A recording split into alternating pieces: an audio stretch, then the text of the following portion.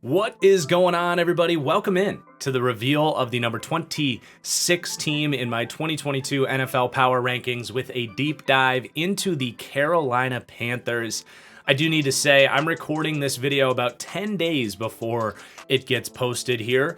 I'm recording this early before I go on an extended vacation to Europe, so I wanted to make sure I had something to post while I'm away. That said, if there's any little transactions that happen or injuries or training camp news, a position change, whatever that little thing might be, I'm hoping nothing major happens, but if it's not reflected in this video, that's why. I just wanted to give you a heads up on that. And before we get started, if you could do me a huge favor, please do hit that like button. Would really help support this series that has been a major time commitment for me and will be continue to be a big project as we go through the summer. So it'd mean a lot to me if you could hit that like button. Really does help support this channel. And if you enjoy, make sure you subscribe as well so you do not miss any deep dive videos as we count down to the number one team in my power rankings. But the Carolina Panthers now coming in at 26 for the second year in a row. So unfortunately, year two of the Matt Rule era did not lead to the development and success that they were hoping for, despite a 3-0 start, looking okay out the gate. Panthers fans were very upset with me that they didn't make the top 10 of my power rankings by like week 4. Turns out they still have a lot of stuff to figure out, and Matt Rule certainly heading into this year is arguably on the hottest of seats around the league as far as, you know, you better win or you're going to be out, and he knows it very well. So it's going to be a really important season and an interesting team to dive into here. We are going to start by talking about this team's offseason, their key departures and additions. I liked what they did, much more than what they did last year. We were actually pretty critical of this team's offseason last year, but this year I think much more reasonable, much more logical in all the moves they made and improved in some much needed areas. So I do list Joe Brady as a departure. I know they let him go mid-season last year, and that's been well documented. Him being kind of a scapegoat there. I don't think it was really on him, even though a lot of Panthers fans were going at him for, you know, the offensive coordinators is always the first guy that fans go after. It's just the way it is. So unfortunate break for him, but they go to Ben McAdoo, who we will talk about in just a moment when we get to my coach and scheme breakdown for the Panthers. But then from a roster personnel standpoint, I do like what this team did. They're letting a lot of players leave here, but for the most part, I think you're walking out with a net positive. Of course, Cam Newton on the way out, the right decision. He doesn't have it anymore, in my opinion. I made a video in like 2018 saying he doesn't have it anymore. Nothing's changed since then. But yeah, he is vacating starting snaps at the quarterback position from last year.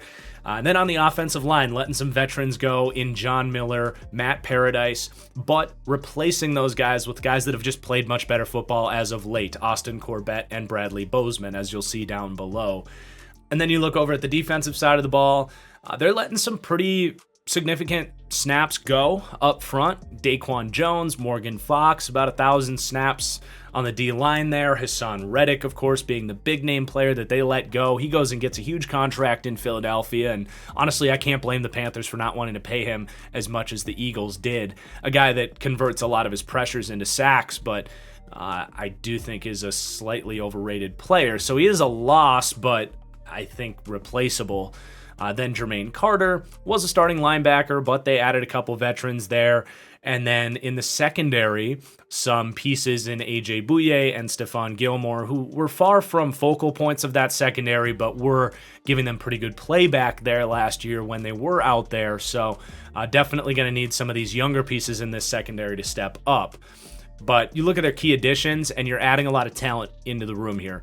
You've got Matt Corral, the rookie quarterback, who we will talk about soon. And then I do list Christian McCaffrey as a key addition. I got hurt in week 3 last season and really wasn't able to get back to full speed. So you expect a healthy Christian McCaffrey heading into the season. They make a pick in the draft that a lot of people liked, myself included, Ikem Ekwonu, filling in that tackle position and not going quarterback with that 6th overall pick. We mentioned the additions of Corbett and Bozeman, so hopefully a much improved offensive line that really held this team back last year. And then moving over to the defensive side of the ball, love getting Matt Ioannidis, kind of a pass rushing specialist on the inside. They add Damian Wilson to the mix. We'll talk about this linebacker room down the road of this video here. But then in the secondary, I also list J.C. Horn as an addition. Barely played last year, top 10 pick in 2020. Big expectations for him to step in as a starting corner on the outside for this team, or maybe in the slot. And then Xavier Woods is a very nice safety addition here. Last year, I was kind of curious why they didn't go get a player similar to Xavier Woods, and they do that this offseason to hopefully provide some better safety help over the top of this pass rush.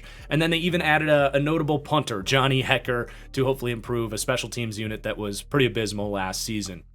But now, before we get into the full roster breakdown, I do want to talk about the coaches here and what this team's going to look like schematically speaking.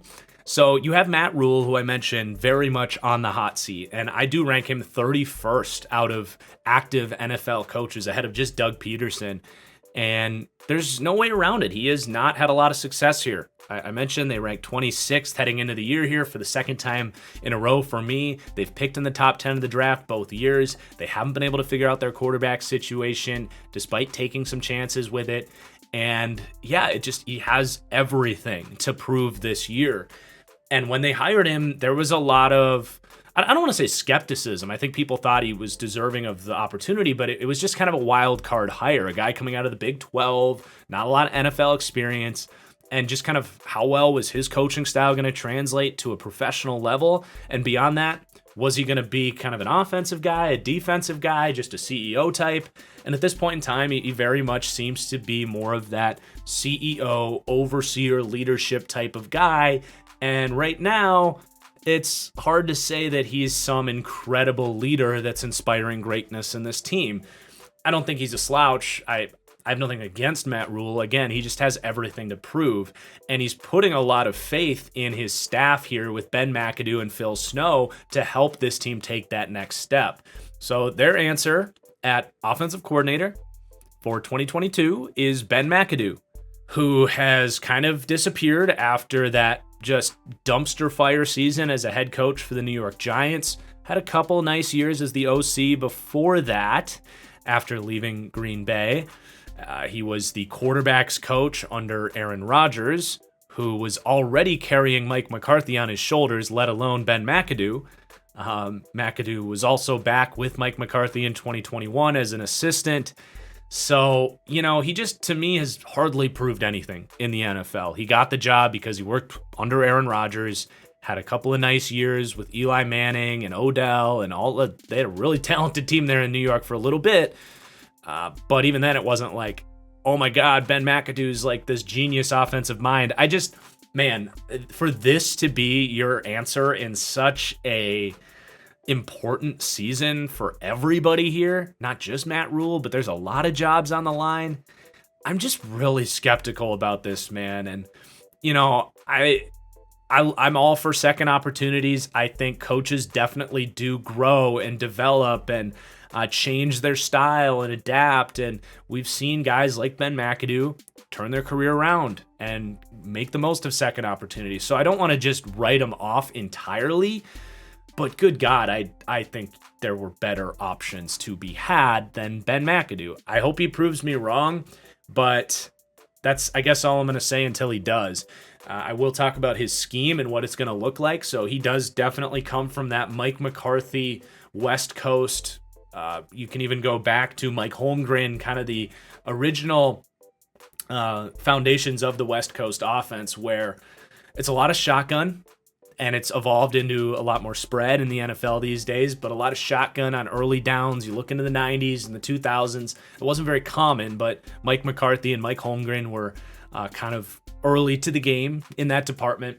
And in doing that, they created this idea that, well, the quick passing game can become an aspect of the run game. And what we saw with Mike McCarthy and Aaron Rodgers was really a lot of like pre-snap stuff being built into the run game where, okay, if they're in base defense and you have two wide receivers spread out on early downs, well, let's just flip it out to Randall Cobb or Donald Driver or whoever it might be on a bubble screen. And, that was just some of the early foundations of the RPO game that we've seen just burst onto the scene these days. So back in the day, Mike McCarthy was a really innovative mind, but once Ben McAdoo kind of started descending, he was just kind of there. So that's what I expect is very much that kind of spread offense, the modern pro spread look. I will talk a little bit more about how these quarterbacks will fit into some of those concepts we just talked about. But yeah, a little bit more shotgun than a classic pro style team, inside zone running concepts and horizontal passes built into the run game. So not going to be a big surprise. They rank at the bottom for offensive coaching, 31st for pass game and 32nd for run game. And then you look at the defense and it is much better. I think if you want to ask what has Matt Rule done well and what has this coaching staff done well with Phil Snow here, it's getting creative and having some really nice flashes of brilliance on the defensive side of the ball. So they rank 18th for me for defensive coaching. So much more optimistic on that side. They've had stretches of looking like one of the better defenses in the league. They've had some rough stretches as well, but I think you are more optimistic with everything they got going on that side of the ball. And Phil Snow is a big part of that. So he is the one guy on this, between him and Matt Rule, he's the guy that has NFL experience. He worked for the Lions for 3 years under Rod Marinelli, who learned under Tony Dungy. So definitely was, brought up in a professional coaching environment and has that experience, but left to go to the college game and became basically Matt Rule's left-hand man or right-hand man, whichever you want to go with. But had a great run of developing really exciting, surprisingly good defenses. Their Baylor defense is one of the few good defenses that has existed in the Big Ten over the last 5 years. So he has brought sort of this college framework of this defense into the NFL with a very multiple 3-3, 3-4, 4-3, like just a lot of different fronts. They really live in a base nickel. You don't see a ton of base 3-4 or base 4-3 from this team. They love having 6 defensive backs on the field. They love having that sort of chess piece edge rusher, a guy like Hassan Reddick was able to be for them. Now they let him go, but they still have some players on this roster that can play that role. And they just throw a lot of different looks, a lot of pieces at you, and keep things a little more simple from a coverage perspective, which allows these guys to play fast. It's a lot of cover one. They were towards the top 10 as far as most cover one man run last year. They run a lot of cover 3 because you can make that cover 1 maybe look like cover 3 or vice versa. And then they will go to like quarters stuff, which is very popular in the Big 12, but it's very much, match quarters where you're very quickly picking someone up and converting into man coverage very quickly. So they want these defensive backs to be able to run and have speed, and they want a lot of speed up front and positional flexibility, and they're going to get weird. Some weeks it might not be super pretty, but for the most part, I do think they've done a good job schematically of confusing quarterbacks and developing guys within this system. So 18th for me on the defensive side of the ball, and it'll be fun to talk about how all these different roster pieces fit into Phil Snow's defense. But let's do that. Let's get into the roster where we are going to start by ranking the passing game. Then we're going to talk about the run game, flip over to the defensive side of the ball, talk about pass defense, then run defense. We will then get into the schedule and my Vegas over-under win total prediction for this team, and then we'll be on our way. So let's start with the passing game and this interesting quarterback competition between Sam Darnold and Matt Corral. So Darnold is, I would say, the presumed starter heading into the year, but it's no given that he's going to win this job. I think Matt Corral is going to get very legitimate consideration, and Darnold's going to have to take command of this offense and avoid mistakes, frankly, at a much better level in practice for them to feel relatively confident as him as the starter. I don't think you'll ever feel confident with Sam Darnold heading into the year as your starter. And at the end of all this, I'll talk about like Baker and Jimmy Garoppolo and if those could be options for this team. But I honestly do think this is the route they're going to stick with, because I think they see two high upside quarterbacks who, if something clicks, they've got their guy, and they like the idea of a two-man competition. It's a pretty clean opportunity for either of them. So it could go either way. We'll talk about that. But in Sam Darnold's case, entering year 5, he's kind of a sunk cost at this point. You recognize that, like, yes, he was the number 3 pick. I loved him coming out. He's got really nice physical tools. He's a quick twitch athlete. He's got a nice quick release. He can throw really beautiful balls. He's got a great arm talent, but he just isn't able to leverage those to any element of consistency, not just week to week, but like play to play. It's extremely frustrating. And you can debate if it was there to begin with or if the Jets actually broke Sam Darnold, but when you watch him play, he is the least comfortable quarterback in the league. He looks like a 15-year-old that you dropped into an NFL offense, and unfortunately, he's been dropped behind these horrible offensive lines his entire career, but it's also on him to develop his game around that to a certain degree, and he just has not been able to do that. And right now, when you watch Sam Darnold, he's just so incredibly finicky, and it leads to several costly issues. Number one, of course, is out when he does try to break structure, he's just not a good decision maker. He panics and puts the ball in harm's way. He throws a lot of picks, man. He just does. And then also, he's gonna like leave a lot of meat on the bones within the structure of the offense, because he'll so often he'll see that first read, and even if the pass protection's there, he just assumes he's about to get sacked. So he'll drop his head and start running around when he shouldn't be doing that. So it's so much a confidence thing with Sam Darnold, and just he hasn't been able to get comfortable as an NFL quarterback. A lot of that's on him, and I do think a lot of it's on the Jets and the Panthers, who had this horrible offensive line last year. I shouldn't say this, but I still think there's a 3% scenario where Darnold can get comfortable. Like, there are flashes of brilliance with Sam Darnold, but it's just the inconsistency drives you insane. So you write the guy off until he can show any semblance of consistency, and this is definitely his last chance at a legitimate starting job before he enters straight up backup territory. So with all that said, they do rank 32nd. He's going to receive a 68 grade, which is pretty much the same I gave Drew Lock and some of these other quarterbacks that are towards the bottom here. So it's close competition for that 32nd ranking, and ultimately it doesn't make a huge difference. Reality is he's got to step up this year.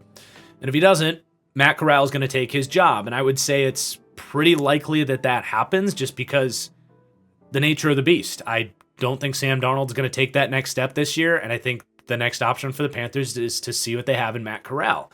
Maybe that's week 6-ish would be like my estimation for that. Maybe it's week 10.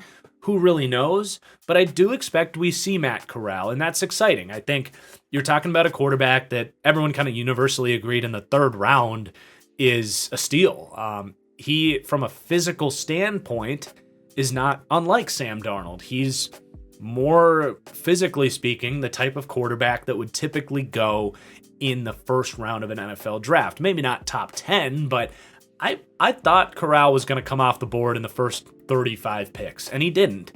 There was a variety of reasons.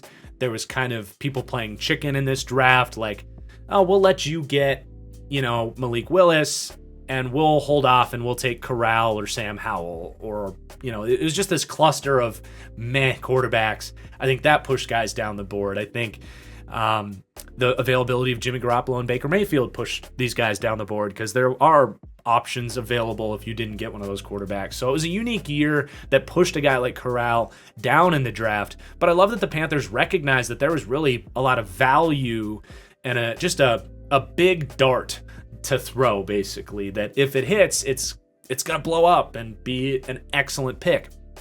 And he really fits the Ben McAdoo concepts that we were talking about earlier, with a lot of the kind of RPO stuff. Really, it as I mentioned, it started with the bubble screens, and Aaron Rodgers, for everything he does, one of the things that he's incredible at is his release speed, just time to throw, paired with the velocity and accuracy that he's able to get. Just, that quick, get the snap, flip of the wrist, and the ball is in your slot receiver's hand like that.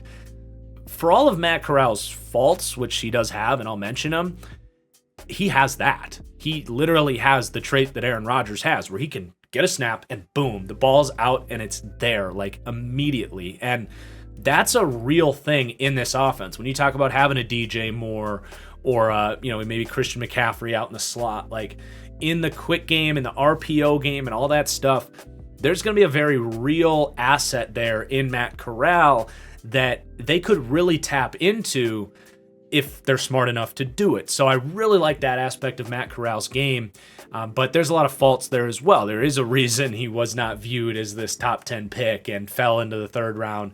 Ole Miss really tapped into that ability that we just mentioned in the RPO game a lot. Like a lot. It was like 50+% of their dropbacks were just RPO, which if you're an NFL evaluator, what do you do with that? It's effectively giving a handoff in half of your pass attempts. So when it comes to his experience reading defenses, making the right decisions, climbing through his progressions, stepping into the pocket, there was just such a small sample size with him.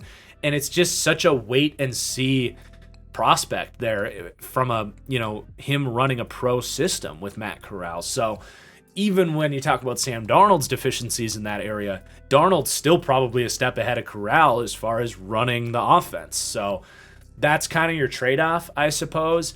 The one last thing that's worth noting on Matt Corral is it's not just the quick game stuff. He's got really good instincts outside of structure. He has a really beautiful, just arm talent on the move and is a playmaker. But you can say the same thing about Sam Darnold. That's never really been a huge issue for Sam Darnold.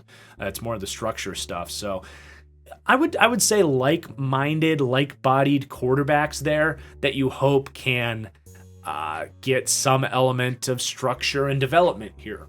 You do have PJ Walker, who's really fun quarterback, fun backup, extremely athletic, former XFL MVP, or at least he would have been if they finished the season.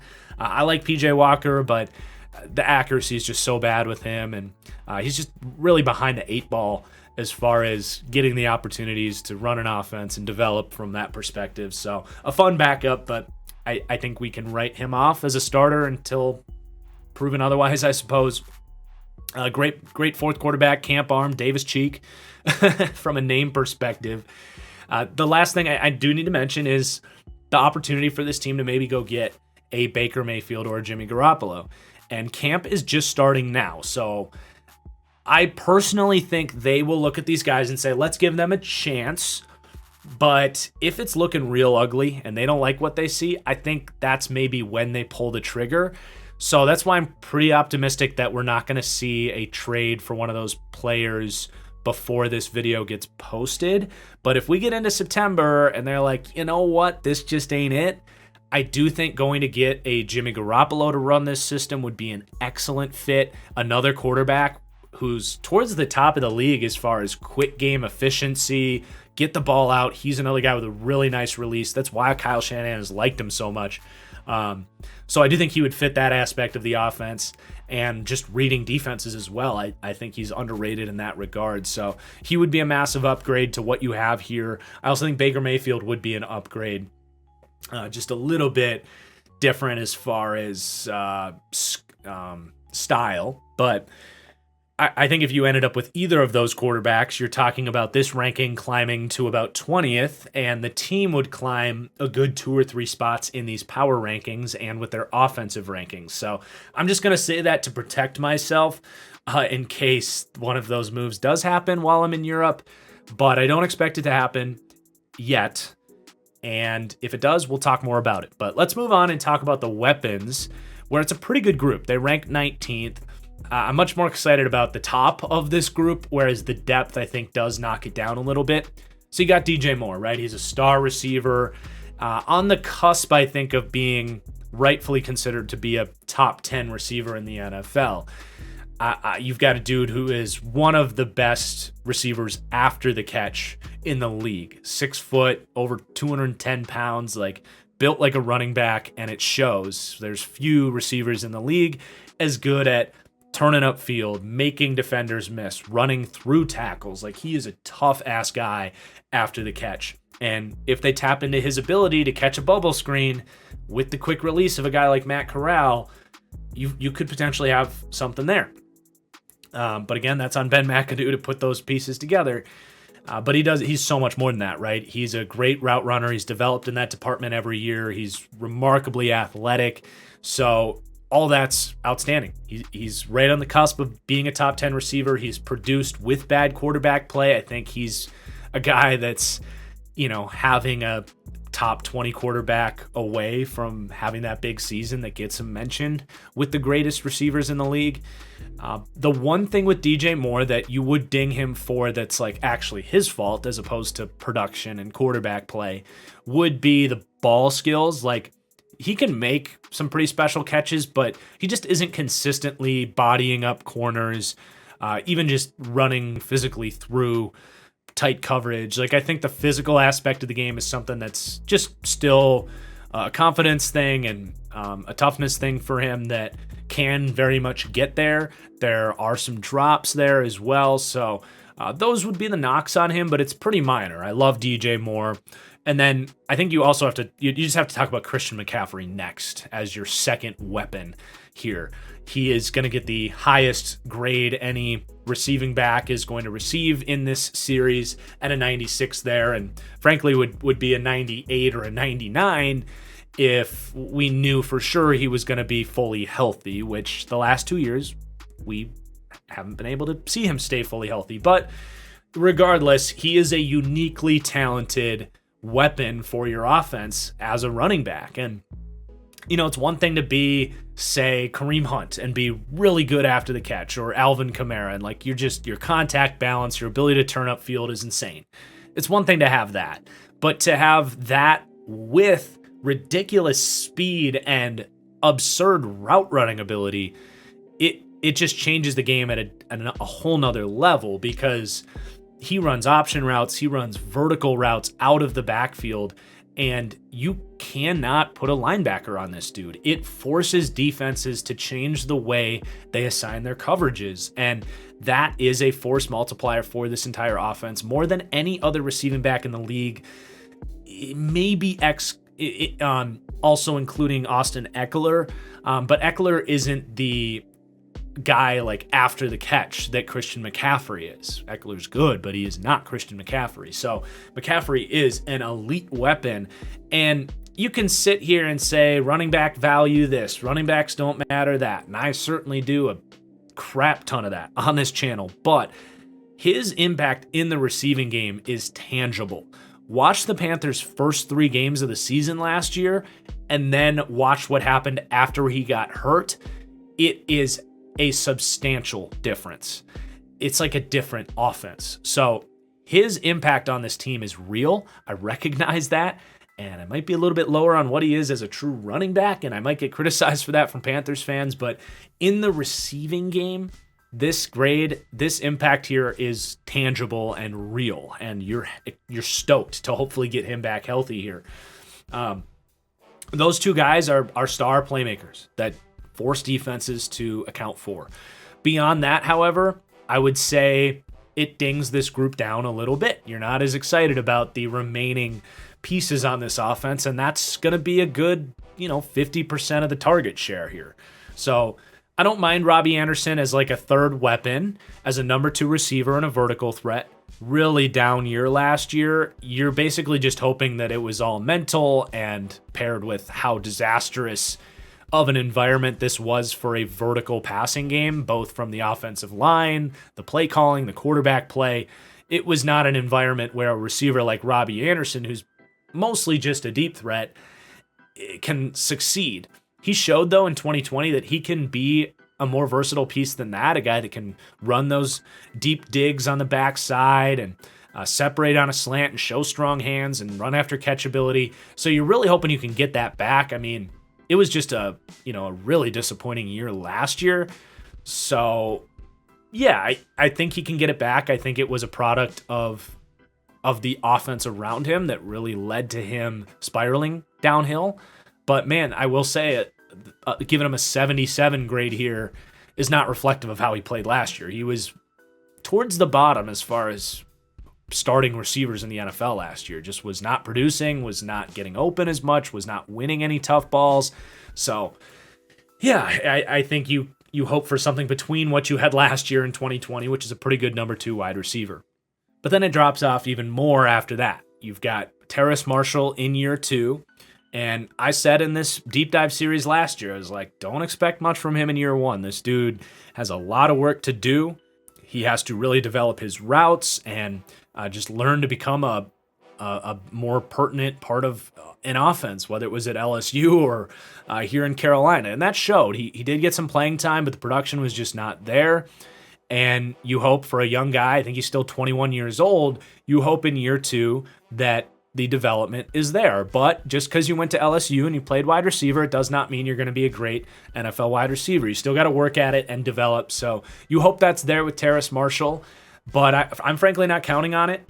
I think if this was an environment around him that was more helpful for developing a young receiver, you could expect it a little bit more. But I mean, we're just hoping that they can get functional quarterback play, better pass blocking, and get the ball in DJ Moore's hands first before we even start talking about Terrace Marshall. So I don't think he sucks, but I'm not expecting crazy development from him this year. Behind him, it's just pretty classic NFL depth. You got Brandon Zylstra, who provides some speed, got on the field last year. He's a decent backup for Robbie Anderson, like-minded body there. Shi Smith, cool player, functional kind of slot guy, short to intermediate player. I like him as, what was he, a 5th-round pick last year? You don't want him on the field a whole lot, but functional depth. And then Rashard Higgins, who's played a lot in Cleveland, really slow dude, but in theory, a guy that's kind of a good intermediate dude, a sure pair of hands, and a quality backup for sure. It's probably those 6, and then Andre Roberts probably makes it as the kick returner here. This dude is actually underrated as a kick returner. He's been doing this for 12 years, and he's good every year. So that's probably your 7. The only other guy I want to talk about is Charleston Rambo, who's, a skinny perimeter receiver similar to Robbie Anderson, but he doesn't have the speed of Robbie Anderson. So a guy that really struggled getting banged down the sidelines against, physical corners. And that's going to hurt him at the NFL level when he doesn't have 4.4 speed. But a guy with, smooth movement skills, good after the catch, and a good pair of hands to track balls, and definitely worth keeping an eye on as an undrafted pickup. But I think he's probably a practice squatter in year 1. Then the tight end group, they re-sign Ian Thomas to significant money. It was $6+ million a year, which was one of the more surprising contracts of the offseason. I mean, he's a functional player, but he is the absolute definition of a replacement level tight end, someone that you probably want as your tight end 2, a guy that you picked up as a street free agent for a league minimum 1-year contract, say James O'Shaughnessy was for the Bears. That's Ian Thomas. I don't get why they paid him so much money. He's not a bad player. He just is not a weapon in the receiving game. If he's wide open, he'll catch it, and he's got some athleticism after the catch, but he's not a good route runner. He doesn't win a ton of contested balls. His blocking has improved. That's clearly what they like about him, so that's commendable. But, man, you want a guy to be either an elite blocker or a much more consistent weapon in the receiving game. If you're going to pay him that much money, you're not going to complain about him being here, but at that price tag, I don't like it. Especially when you have Tommy Tremble, who they drafted last year, who I would say you can't say with any confidence is any worse than Ian Thomas. Now, you might want them both on the field for 12 personnel. I understand that. But I don't think anyone was going to rush to the table to give Ian Thomas a significant contract. Maybe they were. But Tommy Tremble in year 2, I would love to see him take that step. He's a really smooth athlete and a high energy run blocker.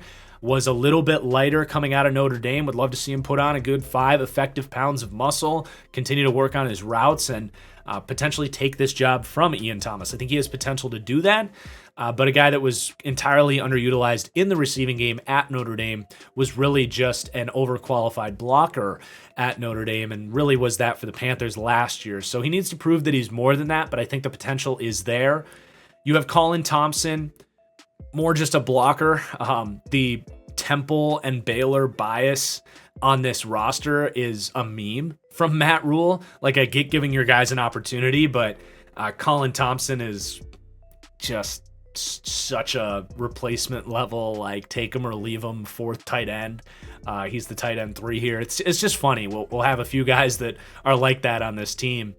And then beyond that, Steven Sullivan, drafted as a defensive end or he was a defensive end at LSU, kind of a conversion project at tight end. It's been a slow process. You'd love it if something clicks in this year, but Seattle gave it a go and it didn't work out there.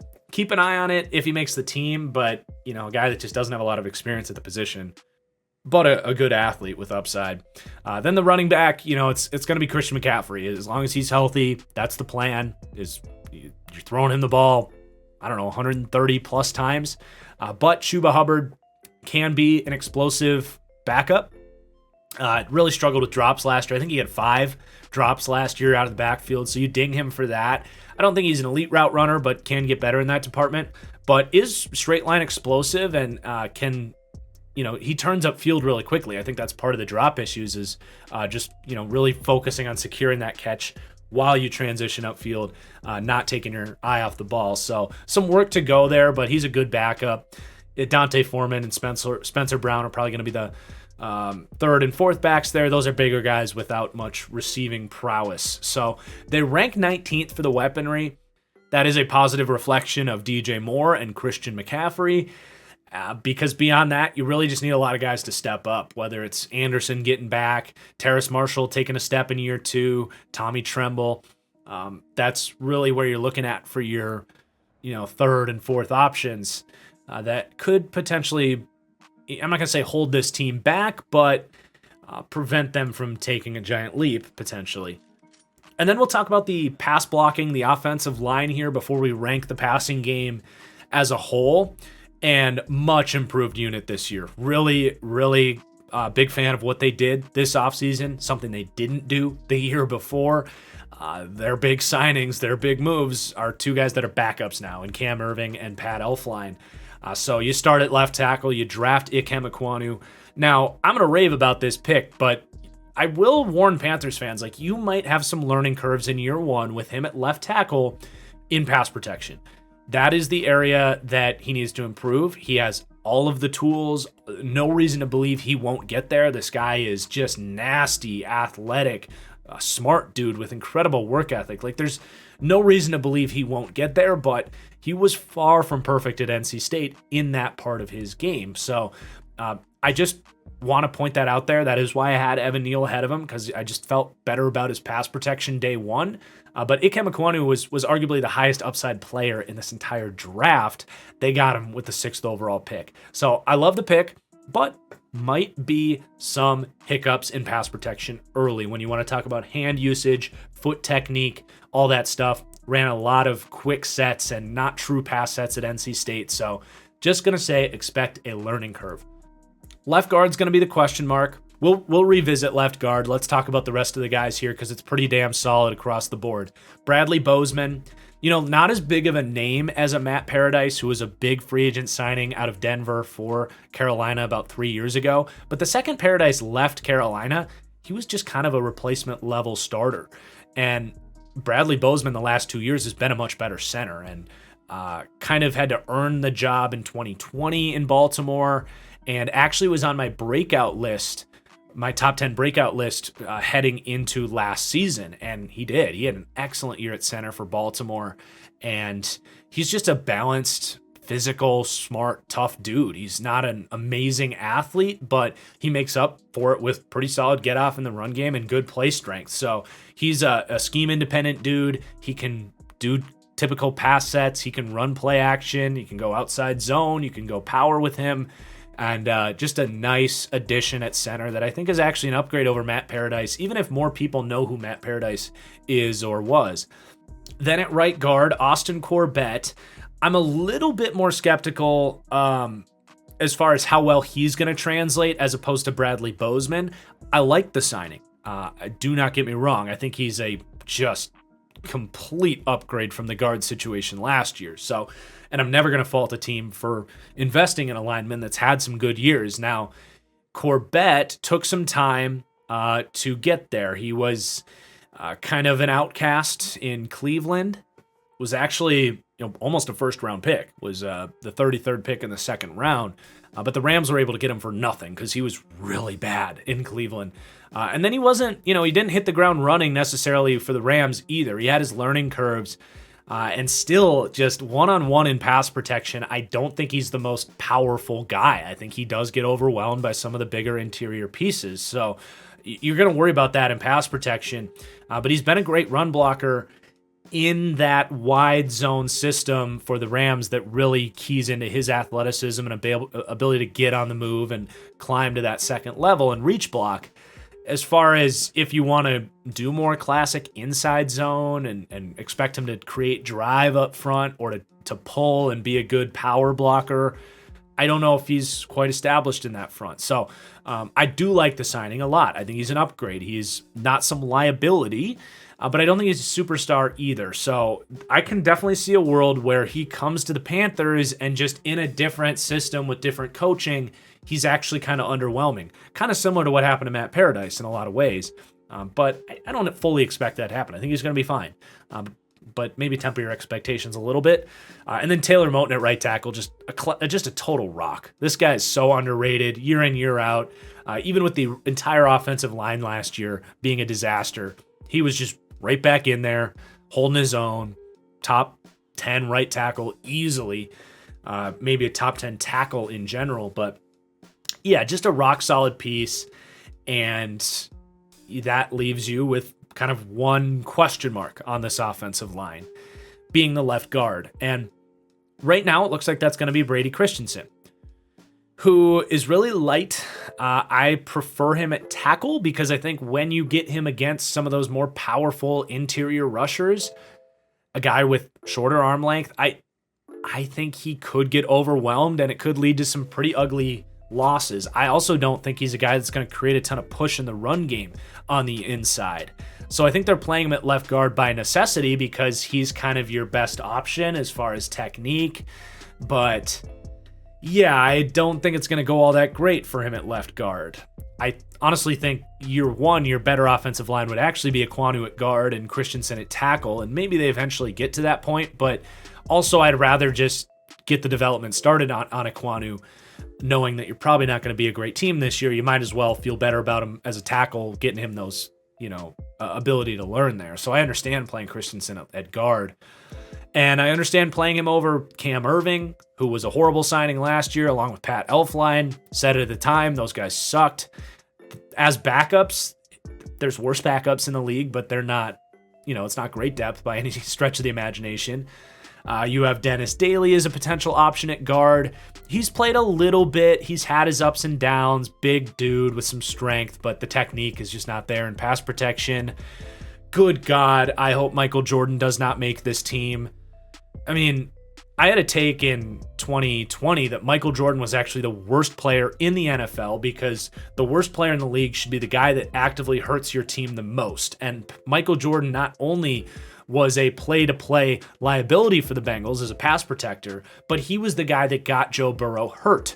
So to me, Michael Jordan was the worst player in the NFL in 2020 and was equally as bad last year and got significant playing time. Watching this team back was like, what do coaches see in this dude? He's not even that good of a run blocker. So why? I just do not get it, man. Like, that Ohio State pedigree has taken this guy real far. Hopefully for Panthers fans, he does not make the team, and you can see a guy like Sam Tecklenburg, who actually stepped in and played okay at center at the end of last year, filling in for some injuries. An interesting guy to keep an eye on. You draft Cade Mays on day 3, a guy that I have said looks like Tarzan, plays like Jane. Just looks the part, looks like a first-round NFL lineman, former 5-star commit, but just does not bring that tenacity, especially in pass protection. But question marks there. Deontay Brown, interesting dude, like 6'2", 330 pounds. Just incredible strength, but just horrid like feet in pass protection. I might be able to do a little Euro step pass rush move on this dude. His foot speed is so bad. Maybe shouldn't go that far, but it's an example of how bad his pass protection technique was coming out, and you hope that it improves. And that's really your competition, is a bunch of measly depth and Brady Christensen at the top of it. So that's definitely going to hold this offensive line back. Oftentimes you're only as good as your weakest link, but your 4 links outside of left guard look pretty good. And, maybe Christensen surprises at guard and Ekwonu really hits the ground running at tackle. This can be a top 16 group in pass protection, which is a just incredible step forward from where this team was last year. So the passing game is going to rank 30th in the league. Worst quarterback play in the league. You've got, top 2/3 pass protection, but nothing special. The weapons are good, but I would not describe it as elite weaponry. And then the Ben McAdoo factor, knocking this thing down too. So just a lot to prove with this offense. And I do expect a lot of, let's just say, roughness around the edges to start the season at least. But then you get into the run game. I do think they'll have a functional run game. You've got Christian McCaffrey, who's a top 10 back in the league.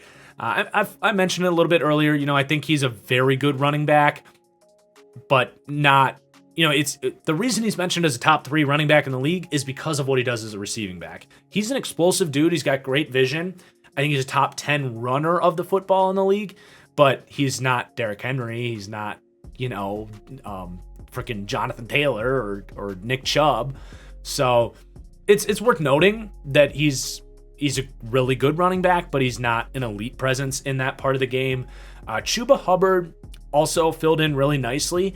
I did think he looked more of the 2019 version of himself, where he was a potential first-round pick at running back, than the 2020 season, the weird COVID year, where I don't think his heart was fully in it. So I like Chuba Hubbard. He's an excellent backup, and honestly, he could continue to ascend here to the point where you're able to really use him a lot and almost split carries between these guys, and that would allow you to use Christian McCaffrey more as a true slot receiver and use him as that third down running back with both these guys on the field. So it's a good running back room, man. They rank 8th, and I think if you want to talk about fantasy football, both of these guys are players I'd want to have. Frankly, I think they'll both get a lot of usage. The running backs behind those two, Deontay Foreman is what he is. He's a power backup. Spencer Brown's an interesting guy, an undrafted pickup last year, I want to say out of UAB. His career trajectory actually reminded me, and his play style reminded me a lot of James Robinson coming out of college. Definitely didn't show to be that as a rookie, but someone that was on my radar, and I do think can be a good, tough contact balance backup to Chuba Hubbard if anything happens. So there's your running back room. Then you get into the offensive line that we just talked about. From a run block perspective, they rank 16th, and that does include the skill players, the blocking they get from their receivers and the tight ends and the fullbacks. But Ekwonu, I think, will be one of the elite run blockers by the end of his first couple seasons. This dude is a uniquely gifted run blocker, Trent Williams-esque as far as get off and tenacity and play strength.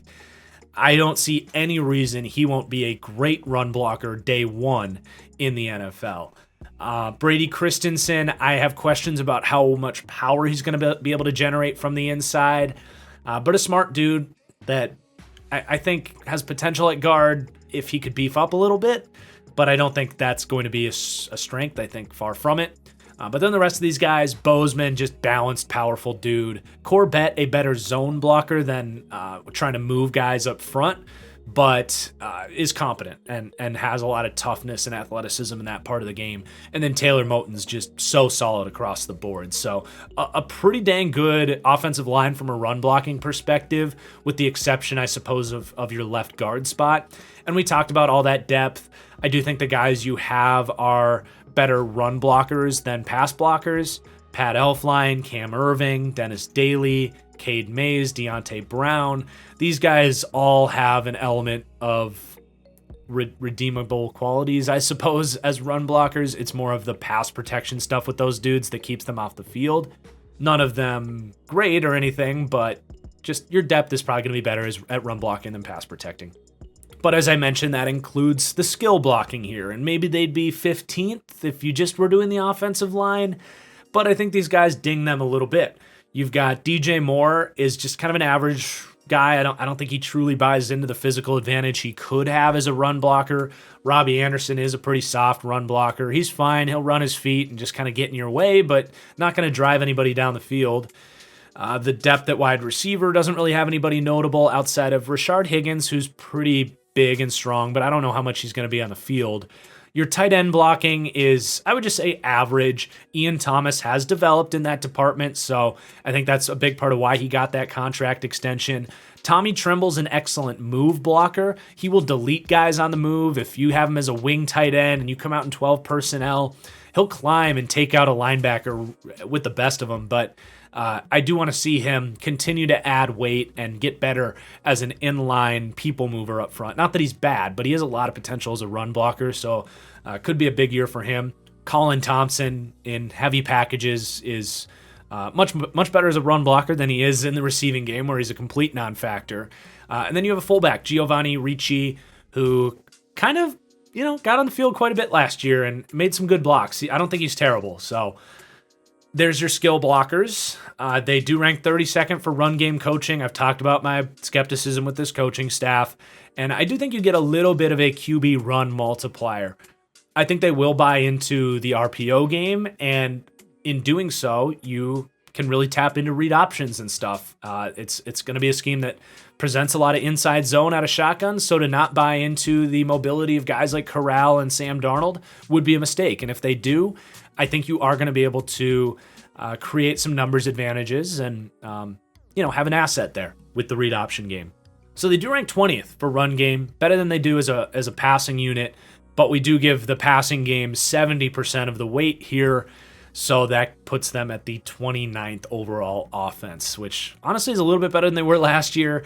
A lot to prove with this unit. Certainly room to be better than that, with a lot more potential to be better than that, but just got to go out and prove it. But now let's flip over to the defensive side of the ball. Really fun young defense here that has shown some big flashes. So as we start with the pass defense, they actually rank 18th for me for pass defense. It's definitely the biggest strength of this team. And their pass rush is a big part of that, where they rank 15th. So obviously you lose Hassan Reddick. You might take a half a step back before he can take a step forward here, but there's reasons to believe that they can actually be a better pass rush than they've been, and they've been a pretty good pass rush. So it starts with Brian Burns, who's a star pass rusher. There's very few guys, if any, in the league right now capable of moving like him, at least with the pass rushers. Get off, bend, quickness.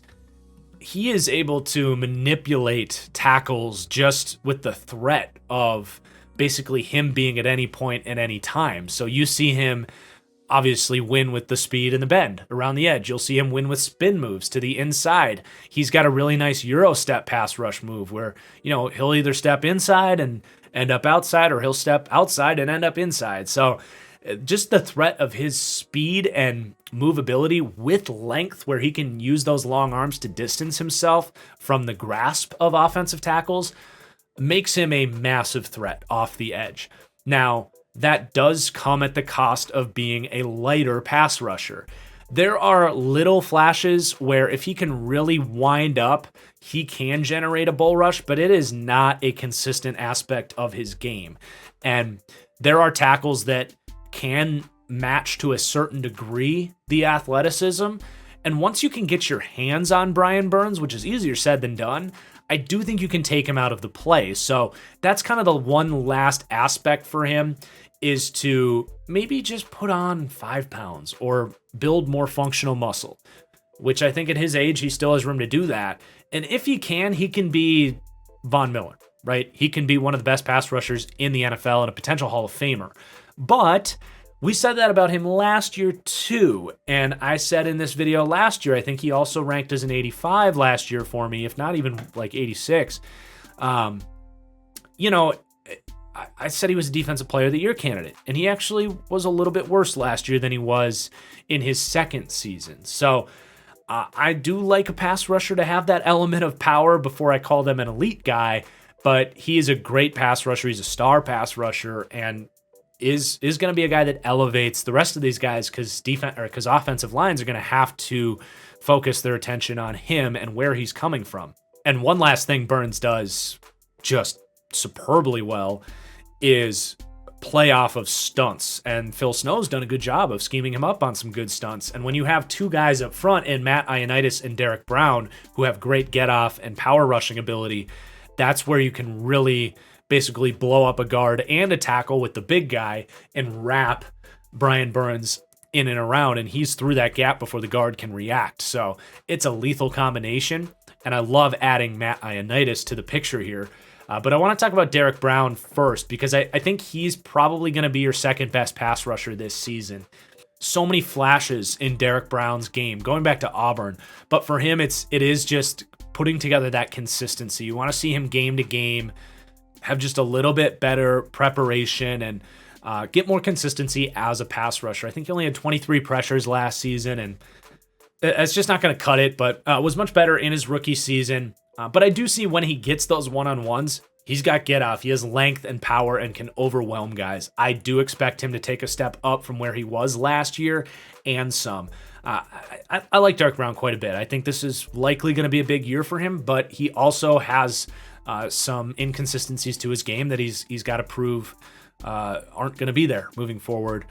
Matt Ioannidis, great addition here, a very sneaky signing, kind of slipped under the radar, just a cheap contract, but man, he can still play.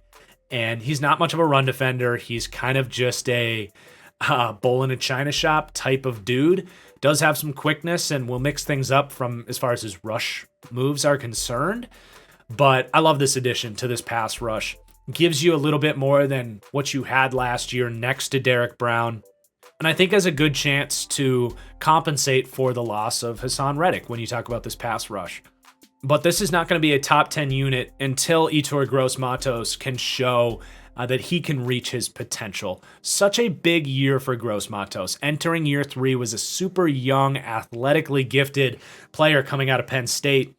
Someone that I thought could have snuck into the back end of the first round. He goes early second to Carolina. And I don't think he's been particularly bad when he's played, but they've elected to go with Hassan Reddick, and last year a lot more Morgan Fox, was it?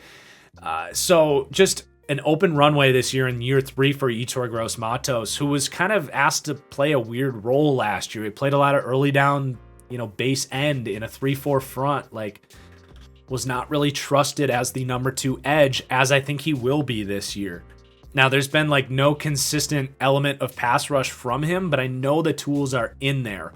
So he, to me, does have really great potential to become a more than capable number 2, opposite of a guy like Brian Burns, who is your number 1.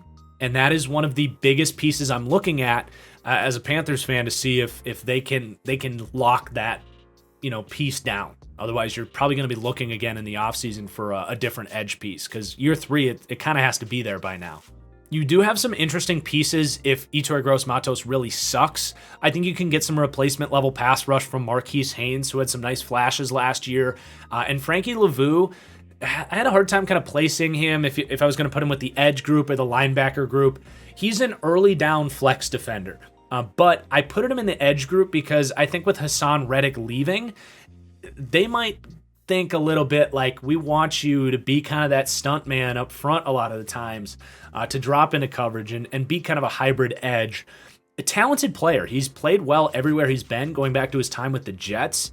I just think because he is a bit of a tweener and he was an undrafted guy, he just hasn't really been given full opportunities. But he's a really nice depth piece to have, and he can kind of play a little bit of everywhere and cause some havoc up front, whether it's in run defense or rushing the passer, whatever it may be. But they also add Amari Barno to the mix here. Interesting guy here. Just lengthy, ultra speed. Guy ran a 4.38 at like 6'5", 250 or something like that. And it's all athletic potential there. You're not getting really anything from him unless you're able to stunt him, like getting wide open looks at the quarterback where he can just run and chase, but no pass rush moves there at all. And you hope that develops. I'm going to shout out Mike Renner. I love his take on Amari Barno. He, to me, is just as raw as a tight end prospect as he is as a defensive end. So why not do with Barno what they're trying to do with Sullivan on the other side of the ball? Maybe they get to that point. Like, I'd rather have the upside of a 6'5", 245-pound dude with 4.38 speed as a tight end than as a pass rusher. So, they're already kind of thinking like that with Sullivan. Keep an eye on it, I suppose. They pick up Jacob Tuioti Mariner, who's been a good early down run defender for the Falcons, but not much of a rusher. Darrell Johnson, Austin Larkin. I don't even know if there's room for those guys here. The interior defensive line depth is hardly worth talking about.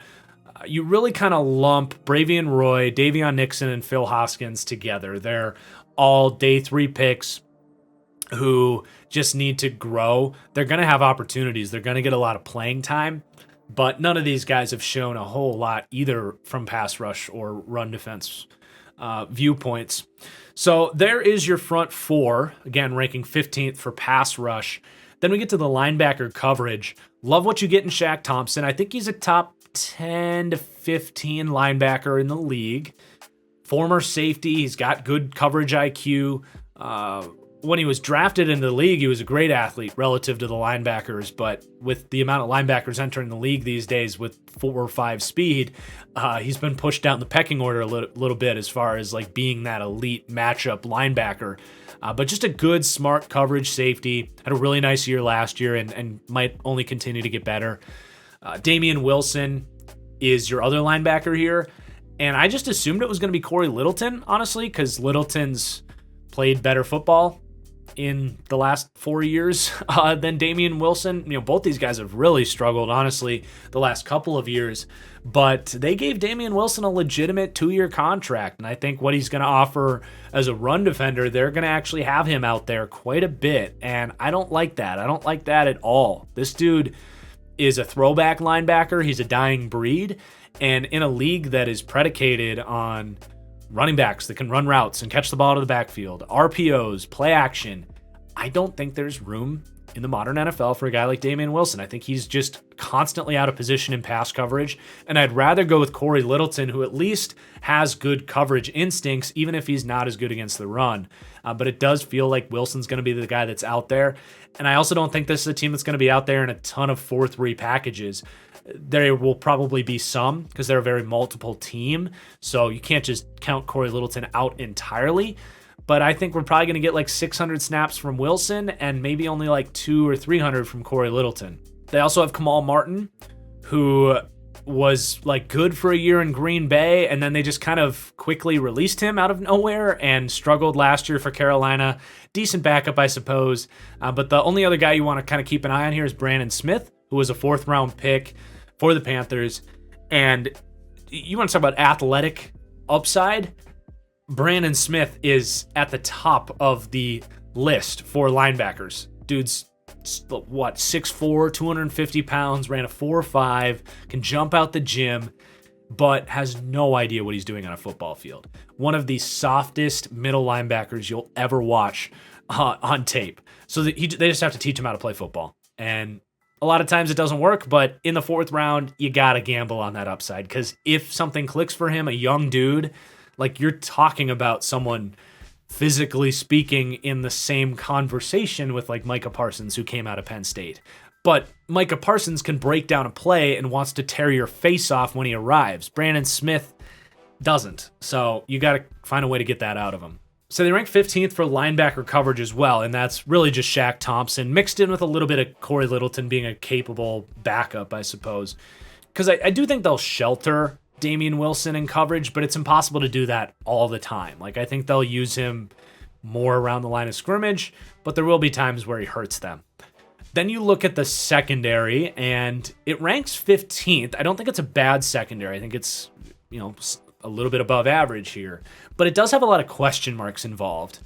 So you have Dante Jackson, good number 2 corner, incredible speed, really fun highlight plays. Like, I think behind Tyreek Hill, he's probably, well, I guess Jameson Williams is in the NFL now, but just as far as guys that on tape look the fastest when they hit their top speed, I think Dante Jackson's my second choice there.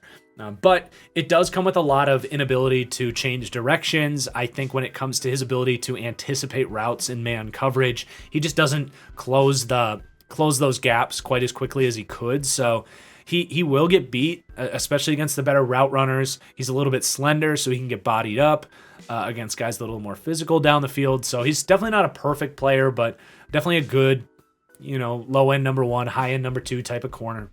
Was really glad to see them bring him back because it was starting to look like maybe they were going to let him go too.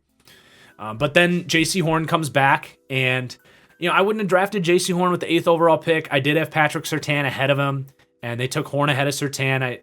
I think that was a mistake, but it's hard to say that when the guy gets hurt last year. It's not a fair statement. Horn has every opportunity this year to show why he was the first corner drafted and why the Panthers took him ahead of a guy like Surtain, ahead of offensive linemen like Rashawn Slater, who I would have drafted, but that's neither here nor there. We're talking about J.C. Horn here. This guy is a physical corner, and he's fast, but he is very grabby, and he's very, I don't want to say he's very tight, but he is on the tighter side of things. If you want to talk about short area quickness and ability to kind of mirror the best route runners in the league, much better kind of getting in your face and taking you out of the play with his physicality. But yeah, big year for him. It's not that I didn't like J.C. Horn. Definitely a first-round corner and wasn't some major reach. He has certain potential, I think, to become this team's number 1 corner, and Dante Jackson to fill in as a really good number 2 guy. Now, he's currently listed as their slot. I hate that. I want J.C. Horn on the outside against the bigger receivers, just banging them down the field.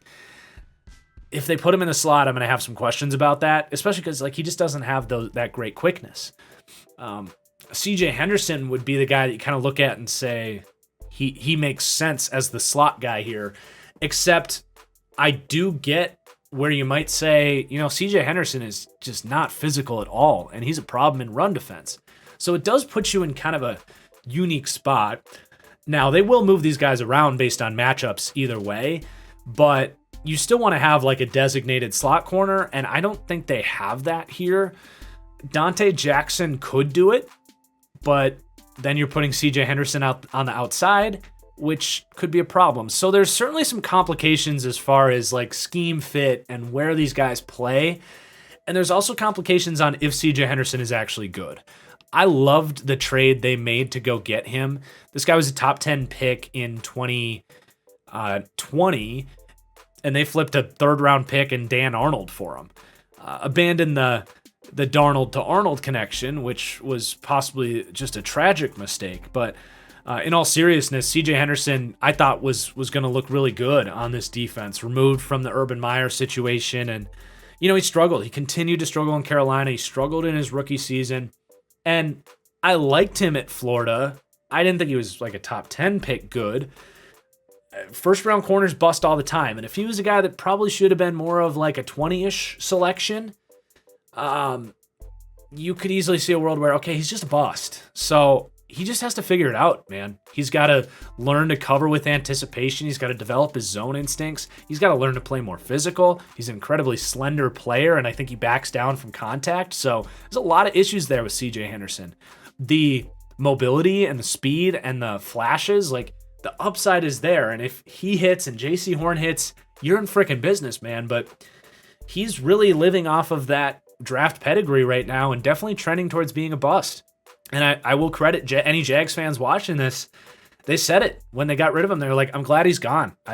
It's early, but I think he's a bust. And you just might be right. We'll see. But it really was not pretty for C.J. Henderson and has not been pretty. So if he busts out, you've got Keith Taylor, who is a very physical player. I think you could potentially play Keith Taylor in the slot. You're sacrificing some quickness there, but he's a physical dude. But that could potentially make more sense to go Keith Taylor with Dante Jackson. Keith Taylor on the outside with Jackson in the slot. it's an option. Rashawn Melvin's just kind of an established veteran. You're hoping you don't have to go to Rashawn Melvin. You've got, Miles Hartsfeld. They played Sean Chandler and Sam Franklin in the slot a lot last year. So those are options as well. And then just kind of some projects down the depth chart. Kalen Barnes. I actually like Kalen Barnes. I had a 4th to a 5th round grade on him. They take him at the way end of the draft. This dude's got 4.2 speed and it shows on tape.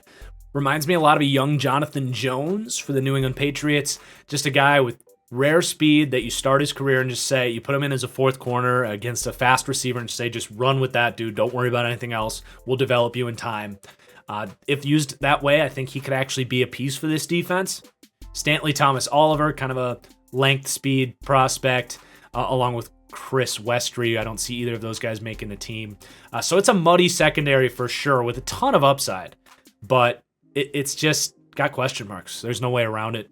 The safety group's pretty good. I love Jeremy Chin. I really liked the enhancements he made to his game in coverage this year. Played a lot more free safety and really showed a lot of high IQ, deep cover safety stuff that was a question mark for me heading into the year. I think he answered those questions. So now it's just fully evolving his game. Still a guy that's going to play a ton down in the line of scrimmage, is kind of a second linebacker in a lot of packages. But it's nice to know he's got the flexibility to go deep, and that speed does translate all over the field. So I think he's going to continue to climb and has top 10 safety potential. And then I love that they added Xavier Woods, because I didn't understand why they didn't go get a veteran last year. They had Justin Burris and then all these other random names that you're still seeing here. Sean Chandler, Kenny Robinson, Sam Franklin. I love having a guy like Xavier Woods who's just been a good starter for years now. Was in Dallas, was for Minnesota last year. And I was a little bit surprised to see the Vikings let him go and him not get more than he did. He got just a very modest, I think it was like 3 years, $18 million. Like, that's a great contract for a guy like Xavier Woods, who's just a very functional, balanced safety and a good complement to Jeremy Chin. If you want to put Jeremy Chin down in the box, Xavier Woods can go up top and play free safety. If you want Jeremy Chin to rotate deep, you can bring Xavier Woods down. You've got a good balanced safety duo now. And you also have good depth, guys that have played because you didn't sign a guy like Xavier Woods last year. So Justin Burris is what he is, but you could do worse for a third safety that has to play in a pinch. Sean Chandler, really good tackler, not a horrible cover player. I think he'll play a decent amount of snaps just as he did last year. He played like 600 snaps last year. He's just kind of a classic dime back, a positionless defensive back, and could potentially be a starting slot if CJ Henderson really sucks. And then you got Kenny Robinson. I'm not going to write him off quite yet. An interesting guy that was kicked out of West Virginia, ended up going to the XFL out of college and balled out, and then gets drafted. So a unique path to the NFL. Entering year 3, but did finally get on the field last season and played pretty well, especially as a run defender. But I'm not going to write him off quite yet. We'll keep an eye on him. And then Sam Franklin also played last year, but I don't think there's too much there. That's another one of those kind of Temple nepotism signings by Matt Rule. So they rank 18th for pass defense, and I think there will be Panthers fans that come at me for that and point to certain games that they had either last year or the year before and say, look, like, we dominated this team, we dominated that team, we've got a great defense. And yeah, there's weeks where this unit looks special, dude. But there's question marks here. I think I covered them, and I think they're legitimate question marks and potential points of weaknesses if you don't take those right steps in the right direction. There's also a crap ton of potential here. Like, I don't think it's crazy to think that this can be a top 10 pass defense at all. If you get Derek Brown to ascend with Yetur Gross-Matos, you could have a top 7 pass rush. If CJ Henderson figures it out and JC Horn looks great in year 2, you could have a top 10 secondary. You got a good cover linebacker in Shaq Thompson. So it's all in front of them. And I'm not saying they're a bad pass defense. They're right in the middle. But I agree. There's a lot of potential here. And if Panthers fans are more excited about it, I can't really blame you. It's going to be a fun defense to watch. Then you flip over to the run defense side of things, and I kind of keep them in a base nickel. Like, again, I do think this team runs more lighter packages than anybody in the league. I don't think we're going to see a lot of base 3-4 or base 4-3. They'll go to it when they have to, but there's not a specific front that they prefer. And I think ideally they'll stay in this kind of nickel 4-2-5 look with just moving these guys all over the damn place. But anyway, they do rank 24th for run defense, and maybe part of that is because they like to stay lighter and be more of a pass-first defense, which is good process. But another part of that is I think some of these guys are just better cover defenders than they are run defenders. So that does start up front, where Matt Ioannidis, much better pass rusher than a run defender, just doesn't play with a lot of discipline and just kind of shoots gaps and tries to create chaos up front. That's kind of his game. Not so much as a disciplined run defender. Brian Burns is a very light edge. He gets moved off the ball a lot of the times. He'll use his length and he'll make splash plays and with his athleticism that leads you to think he's a really good run defender, but it's more about that down-to-down consistency, where more often than not, he is getting beat and getting pushed off the ball. Yetur Gross-Matos does, I think, have a lot of potential as a bigger-bodied edge guy, but needs to show it. And then Derek Brown, good run defender right now with great to elite potential in that side of the game. Just a younger player, I think, still growing in that department.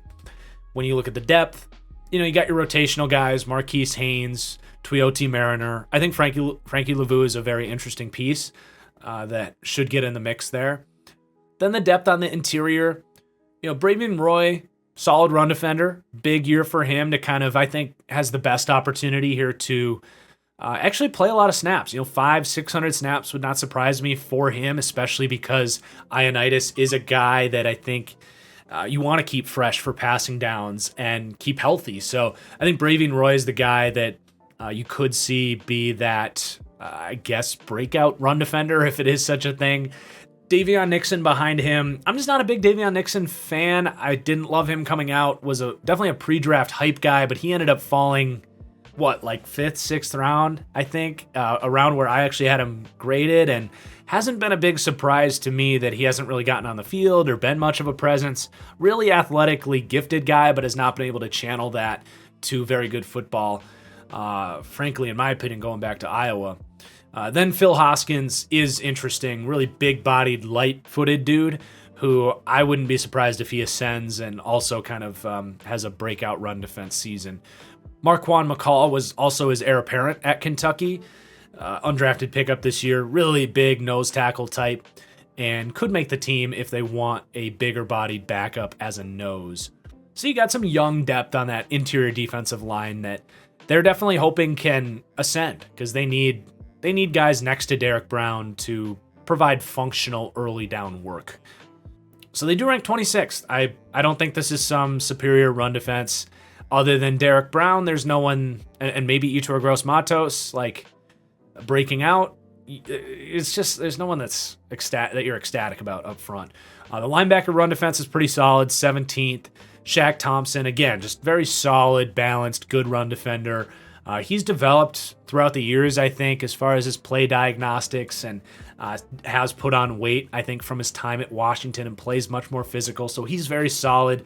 Damian Wilson, in theory, a good tackler, a bigger-bodied guy that likes to thump. But even then, I think he's been overrated as a run defender. I think he's almost over-aggressive, and just for a guy that's gotten so many opportunities, you'd think he's like some enforcer against the run, and he's just not. He's fine. You got Corey Littleton, who is a liability as a run defender. Kamal Martin, who's just a backup type. I talked about Brandon Smith having no idea what he's doing. So you don't have a lot of linebacker depth that will help against the run, but Shaq Thompson elevates this to the 17th linebacking run defense group. And then the run support from the secondary here is hit or miss. I love what you have from Jeremy Chin. I mean, he has a chance to be sort of that. This is really high praise, and I don't even know if I fully believe this, but maybe a notch below, say, Derwin James and Jamal Adams as far as being that physical presence as a box safety, because he is built. He's almost 220 pounds. So, if not more than that. So you love what you get from him. Dante Jackson and J.C. Horn are highly physical corners on the outside as well. So your perimeter run defense is going to be pretty stout. But C.J. Henderson in the slot, that's gross. I mean, there's probably not a worse slot run defender in the league if that's where he plays. Now, you could see Sean Chandler there. You could see them, maybe trying some different options to protect CJ Henderson on run defense, which you would hope a smart defense will do. And they have some pretty interesting depth to do that, whether it is Sean Chandler or Miles Hartsfield, Keith Taylor getting on the field. But it's tough to do. It really is. If you want to play Horn and Jackson on the outside, which is what I would want to do, it's just going to be unavoidable to have CJ Henderson playing from the slot against the run, especially when you're a team that wants to live in these nickel packages. So could just be something they have to live with, and it probably will ding them down a little bit.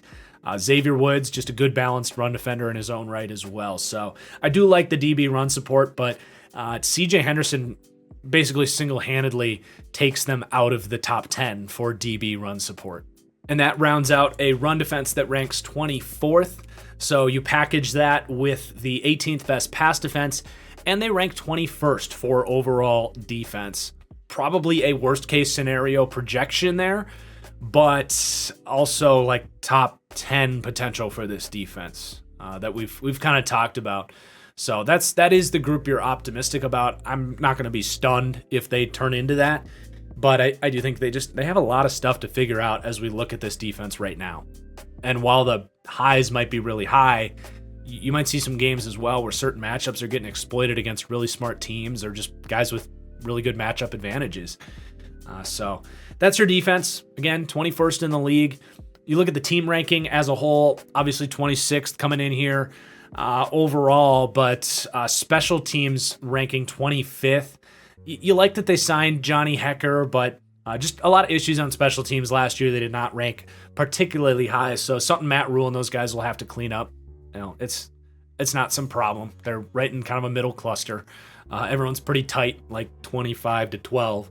But there's your team rankings. And now let's wrap up and look at this team's Vegas over-under and my win total projections for this team. Vegas has them as a 6-win over-under, which makes sense. That sounds about right. Their schedule's really tough, though. Their schedule is way harder than some of these other teams we've done. And they actually came out with a 5-win projection, which is lower than some of these teams we've done already. So it's not all about wins and losses, right? Your schedule makes a big impact on that. But gosh, I mean, you got to play here the AFC North, which is, I would say, probably the second best division in the league. You get stuck with Denver. You got to play your own division, which it could be worse, but the Bucs and the Saints aren't easy for this team. And then you got to play the NFC West, which has really good teams as well. So it's not easy. I think there's winnable games on the calendar. I like that you get Cleveland week 1. We might not have clarity on the Deshaun Watson situation, so that's winnable. Could that be a Baker Mayfield revenge game week 1? Could be a ton of fun. On that note, I think if you do get Baker or Jimmy G here, you probably go over 6 wins and get 7 or 8 wins here with Carolina. So I do project under being the right bet there, and that's mostly schedule related. I think if they had an average schedule, this is probably a 6-win team. So there is your Carolina Panthers deep dive. I really hope you guys enjoyed. Please do make sure you hit that like button and subscribe down below. If you are enjoying the series, drop a comment. Let me know if you think this is an appropriate ranking for the Panthers, or am I an idiot and has no idea what I'm talking about? I appreciate you guys for watching. Hope you enjoyed, and we'll see you next Sunday for the next deep dive. Peace out.